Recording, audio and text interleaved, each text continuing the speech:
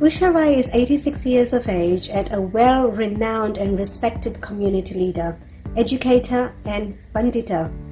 Her philosophy in life is simple living, frank honesty, ethics, kindness, and to be helpful to mankind.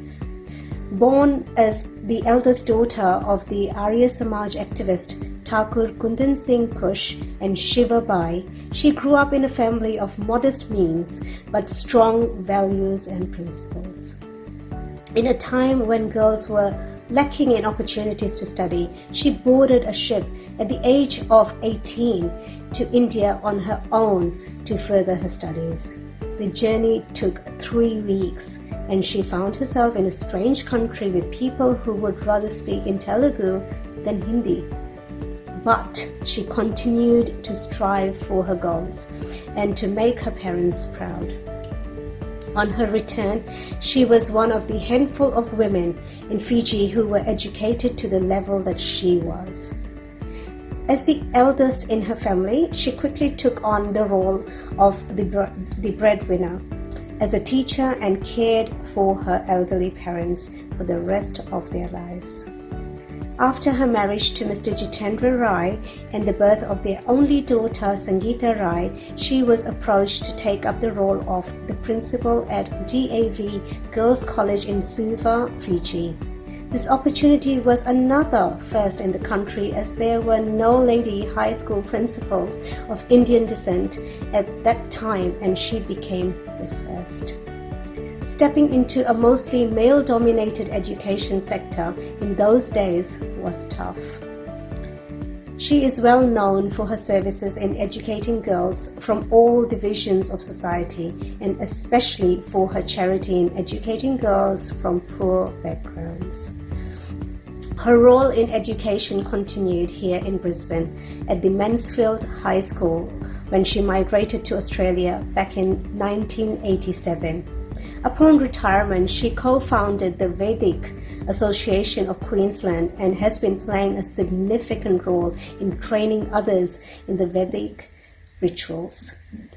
Her age has not slowed her in terms of providing services to others. She still provides JP services and spends her time busy with patchwork, needlework, reading, and writing her memoirs. Her family dote on her, and she means the world to them as much as their matriarch. Thank you so much, Usha ji, for joining us.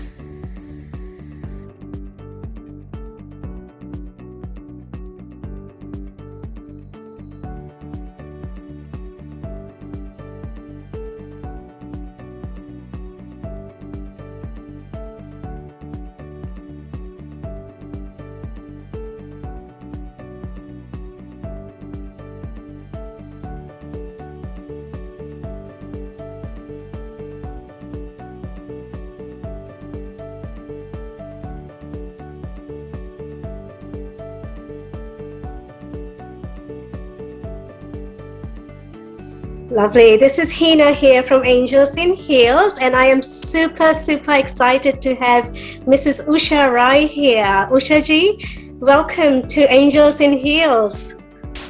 Thank you. Thank you so much for taking out the time. It's all right. It's a pleasure to be here. And it's an absolute honor and privilege for myself to interview someone like yourself. You are incredibly charismatic, and you've just got this aura and vibe of, what can I say, someone who's so wise and someone who's achieved so much in life. So it's an absolute honor for me. All right, so let's start from the beginning. So where are you originally from, Usha ji? I'm from Fiji, from Suva actually. Suva, okay. So were you born and brought up in Suva, or did you move to Suva? I was born in a small place called Nasingu. It is between Suva and then my parents were stationed in Bodimono in Nosori. Right. So a few years of my childhood were spent there. And then my father was a school teacher. We moved around a lot and then came back to Suva for our education. Oh, lovely. Yeah, like I'm from Bar, which is a small town. So I was born and brought up, and I spent good 19 years of my life in a little town. Yeah, and Fiji is a wonderful place to grow up, I guess. Yeah, yeah. All right. The other question I had for you. So tell me about your childhood. I know you traveled quite a bit due to your father's work, but how was like generally your childhood back then? Well, I can't remember early childhood, but the earliest I remember is we were in Gurukul, that is near Lautoka. Right. And my father was a master in Gurukul. Okay. And I must have been about 4 years old at that time. Oh, wow. And I remember gathering, those rain tree seeds. Oh, yes. To be planted in Natambua. In Natambua, there are trees on both sides of the road. Yes. The school was asked to collect seeds to plant those. Oh my God. That's what I remember. I remember those trees. I remember those trees. Oh my God, it's on either side. Yes. I know exactly which ones you're talking about. And I remember gathering seeds for those plants and just putting them in gunny sacks to be collected later. Wow. And then from there, he was transferred to Vesesi, and this was during the Second World War.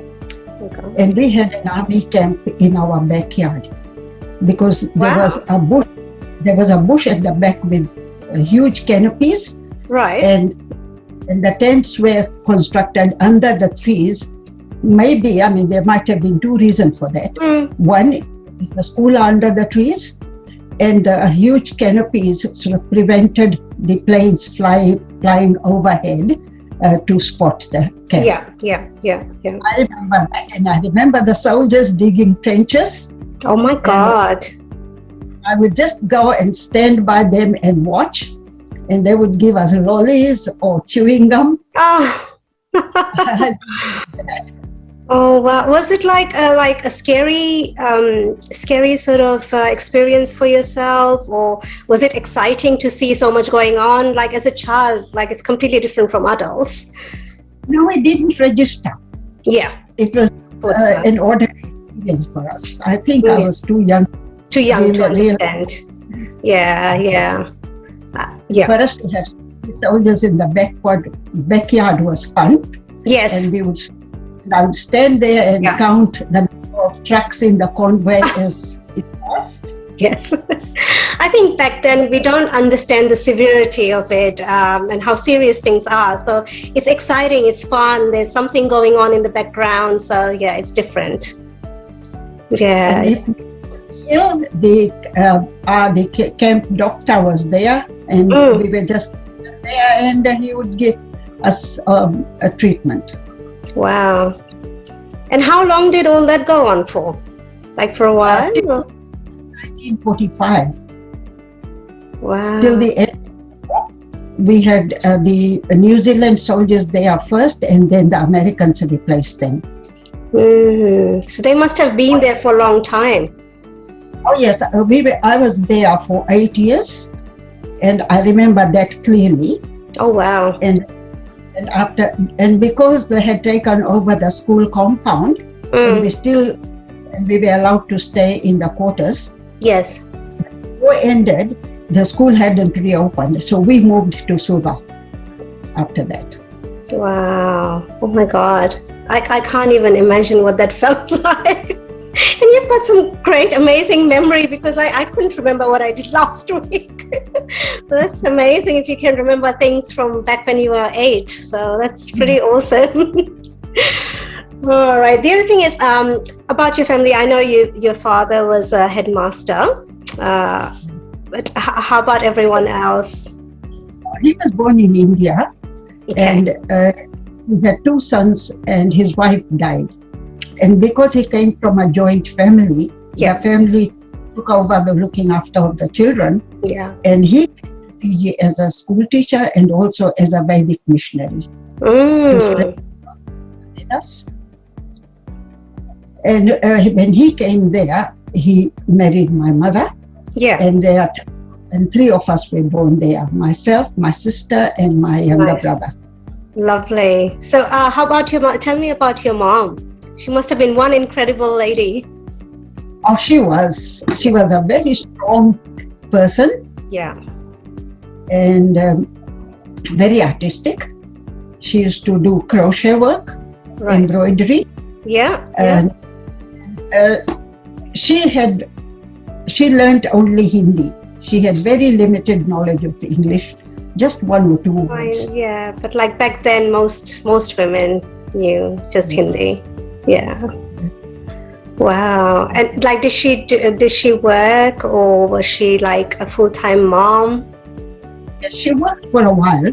That was before she got married, because I was born just 1 year after their wedding. Yeah. So she became wife then. Yeah. I think that's quite normal. Like, even like looking back 25-30 years ago, quite a few ladies used to like have kids, and that's it. That's the life. Yeah, things are changing now. How do you feel about what like your childhood was back then and how the kids are being brought up these days? I'm sure you can see a big difference. There is a lot of difference. What shocks you the most? It's the discipline. Because in our days, in my childhood, if mom said do this, it was done. Here we said, get up, we got up. Yeah. We never answered back. And the respect that we had for our parents was immense. Oh, absolutely. I feel the same. And like, we belong to a completely different era, but when I like looking at my boys, I mean, it's two boys, 14 and 12-year-olds. And I say to my husband all the time, it's like, there's no way we could have behaved this way with our parents, or said this or done this. You just can't. I mean, it's unthinkable. Yeah, and yet the way the kids are brought up, I mean, we do pass on the values, but they still need to take it on, so, and the culture has completely changed. Yeah, it's frightening the way it's going, unfortunately. Must be more frightening for yourself, Ushaji. Yeah. Pardon? Must be quite frightening for you to see how things are. We have to change with the times. With time, turn around and say we are not living in the 60s anymore. No, absolutely. But like, just looking at the behavior of the youngsters these days, like the upbringing of the children, it does worry me to a certain extent. It is shocking. Yeah, I just find it pretty shocking. I mean, the way we were raised, and the way kids are raised these days. I mean, there's good and bad, but like their respect towards the elders, I think that's going pretty much downhill. So, yeah. Okay, so like, I know what you did for your living. Yes. But would you like to share? Would you like to share with our audience what you did for your living? I wanted to be a doctor. I did not want.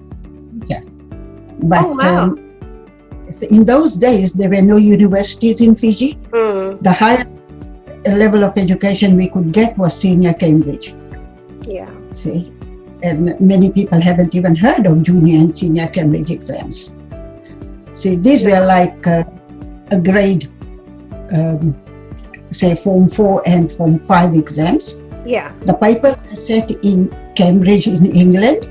The question papers were sent to Fiji. Then the answer papers had to go back, marked there, and then the result came back to Fiji. Wow. So, junior Cambridge, and then in Form 5 it was senior Cambridge. And that was the highest level of education we could get there. Yeah. You probably had to wait quite a long time to actually do the exam and to get the results. Yes. The exams were either late November or early December, and the results didn't get back till about March the following year. Yeah, that wouldn't surprise me. Yeah, because like back then it had to be like posted. And it's C-mail. C-mail, yeah. Because there are very few planes flying. Back then, yeah. Wow. Like today, waiting for 4 months for any results, Yeah, it doesn't happen. It doesn't happen. But yeah. So after senior Cambridge, I started working as a filing clerk in the Fiji government. And meanwhile, I had applied for a scholarship to go to India for further studies. Yeah. Luckily, I got selected, but not for medicine, but for education. Yeah, yeah. So beggars had no choice. But even to get the scholarship, even to get accepted for educate, like, you know, for the education industry, like that's a good, you know, it's great, because quite a few people, I'm sure the applicants probably didn't even get through, you know. So yeah, but do you have regrets that you didn't get into the medical field? Not anymore. Not anymore. There's always a silver lining. I did the best I could in what I got. So I went to India for studies. And that was at Bangalore. Oh, wow. The campus was in Bangalore, but it was Mysore University. Yes. And I had to be there for 4 years to get a degree in science. Wow. And after that, education in Delhi for 1 year. And it was, I would say, for an 18-year-old to be left adrift in a strange world where I didn't know anyone. Before that, I had never even left home. And then I found myself in a strange country, strange people, and strange customs, strange language, and strange food. Yeah. Homesick for the first 6 months, but after a while I got used to it, and I got adjusted, and then I started enjoying my college life. Yeah, I mean, like back then there was no phone calls, or, you know, you couldn't phone that readily, or there was no video calling. So like to keep in touch with your family, I mean, as an 18-year-old, to actually move to a different country back then is completely different today. You know, like you can't just text your parents and video call, and, you know, you can't really keep in touch with your friends back at home or anything. Like it's a complete disconnection. So, and you traveled by yourself, from what I remember from yes. And you went on a ship. On a ship for 21 days. I flew from Fiji to Sydney, and I stayed at a place called People's Palace. I don't think it exists anymore. It was like a YWCA sort of arrangement. Yeah. So as soon as I went there, a lady met me and she frightened me. She said, if you go out, you'll do this, will happen to you, this will happen to you. So I was so frightened, I just stayed in my room the whole day. Oh my God. And there I was picked up from the accommodation and taken onto the ship. Spread Labour P&O Lines. 21 days at sea. Oh my God. Cyclone on the way. Ah! I was just about to ask you, how was it? 21 days on the ship. Oh my God. From Sydney, the first stop was at Fremantle, and on the way there was a cyclone. Oh my God. And it was very frightening. The ship rolled from one side to the other. Oh my God. Oh, but luckily, it was over in one night, and the next day it became calm. And once we left Fremantle, the sea was very calm. But that one night must have been a very long one night. It was. Oh my God. Like, I'm sure you must have, like, if it was someone like me, I'd be like, oh my God, I'm dead, I'm gone. You know? Oh, no. We were all seasick. Even the crew members were. So the best thing I could do was go to bed and sleep it out. Oh my God, you must have been glad to get off. So did you one day in Mumbai, as it was called Bombay in those days. Yes. Arrived here, and then, of course, first shock was the sound, the noise, and then travel by train from Bombay to my ancestral village, my father's village that is in North India. Yeah. And I spent a few weeks there. Okay. And then from there, my stepbrother took me over to Bangalore, hostel there. Yeah. And that was it. Everyone spoke in their language. Nobody understood Hindi. Oh my God. And their knowledge of English wasn't good either. Oh my God. That must have been very hard to communicate. It was at first. But then I picked up a few words here and there. Yeah. And then, because it was an Indian English medium college, Yeah. people could understand English. Okay, just as well. Yeah. So we managed. Yeah, and you were there for 4 years. You were there for 4 years, you were saying? Mm. Yeah. But after about 6 months, I got used to the place, got used to the people, they got used to me. Yeah. And we had our own way of communication, especially with the servants. Because the culture in Fiji and the culture in India, even though we are Indians and our origin is India, the culture is very different.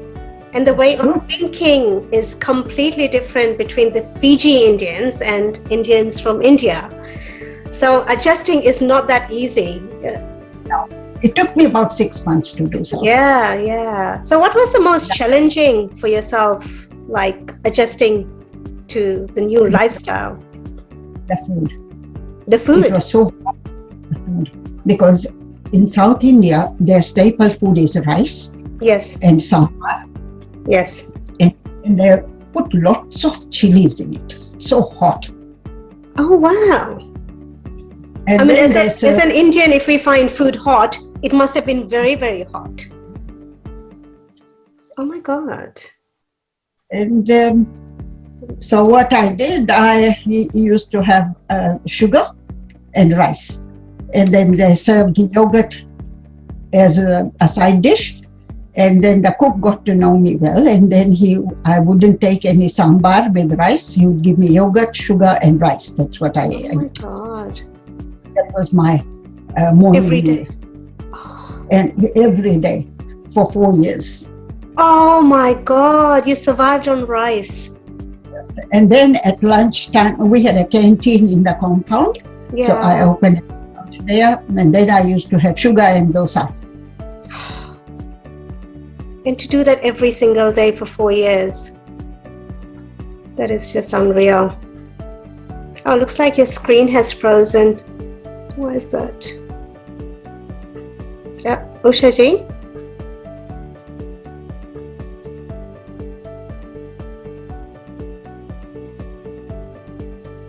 Oops. Okay. Alrighty, perfect. Okay, so Usha ji, tell me, what are the most important values for yourself? Well, I like to be useful and I like to help people. Yes. And I want to be considerate. I want people to be considerate as well. And moral and ethical values are very important. Yeah. I think we share that one. For me as well, like moral and ethics are quite high priority on my list as well. So yeah, no, that's beautiful. So when you say you like to be useful, like what did you mean by that? Or anybody who needs help, and if I can help in any way, I'm eager to do so. Oh, you're very kind and caring. I still remember yourself. That's when I first met you at your granddaughter's wedding, Nalisha's wedding, and I couldn't believe your age when Sangeeta, your daughter, sent you a bio. I couldn't believe it. I was like, this person can't be 86 because you were so active. Hello? Yeah. Oh, you can hear me? Yes. Yeah, you were so active, so lively, and you were doing quite a bit during the wedding, and I just couldn't believe your age. You are just incredible. I mean, I know there's so many guys in their 80s and they couldn't even do half, So I try to do as much as I can, which is not. No, but you're doing amazingly. And the fact that you actually agreed to share your story with us and to be here on a Zoom meeting, there's not many people who would be willing to do that. So I really appreciate that. Oh, you're welcome. Oh, thank you so much. Okay, what would you like to say to a younger self of yourself? Well, I wish I could have done more, especially for my parents. My father was old and he wanted to go back to India for good because that was his birthplace and he was feeling very homesick. Yeah. As he aged, he got, and when I came back from India and I told him stories about the places, and he wanted to go back. Of course. But then my mother said, if he goes back to the relatives there, they might feel that during his young age, he was working hard for his people in Fiji. And now when he needs help, and he has been dumped with us. So I didn't allow him to go back. Now I think I could have taken him for a holiday, shown him what his childhood was like, get back some memories for him, and then brought him back. But his condition was that he would go and not come back, and that is why I didn't send him back. Yeah. You know, when you were sharing the story, and I thought to myself, if someone goes back to their homeland, yes, they tend not to come back in those days. And me as a daughter, I can completely relate to what you are sharing here. I would have done exactly the same thing. Yeah. Yes. I think it's just like when it comes to your parents, I think we just get a bit greedy and selfish, but that's the way it is, I guess. And hindsight is a lovely thing, but look, whatever happens for the best. That's true. So I don't think you should regret that. There must have been a reason for that. Because everything happened for a reason. Absolutely. It wasn't meant to happen. He wasn't meant to go back. And I think that probably kept the family together. Yes. Yeah. Oh wow, that's amazing. And what's one message, or how many messages you want to give to our viewers?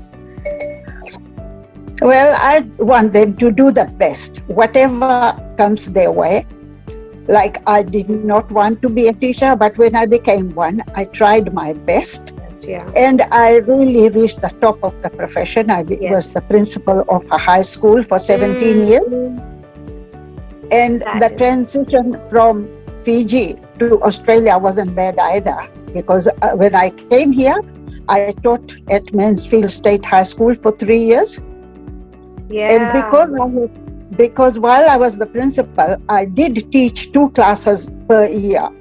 So that kept me going in the field, and it wasn't too bad to go back to the classroom. You still had that practice of teaching the same time. Yeah. Oh, wow. Yes. And to be able to teach back, like in Australia as well. I mean, that's amazing, back in the 80s as well. I mean, that's incredible. Yes, that is impressive. Very impressive. And then when I retired, I used to give tuition at home.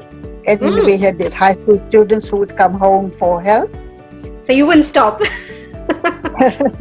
So I continued till I had grandchildren, and then I spent more time with them. Of course. Yeah. And every grandparent should spend time with their grandchildren. It's a must.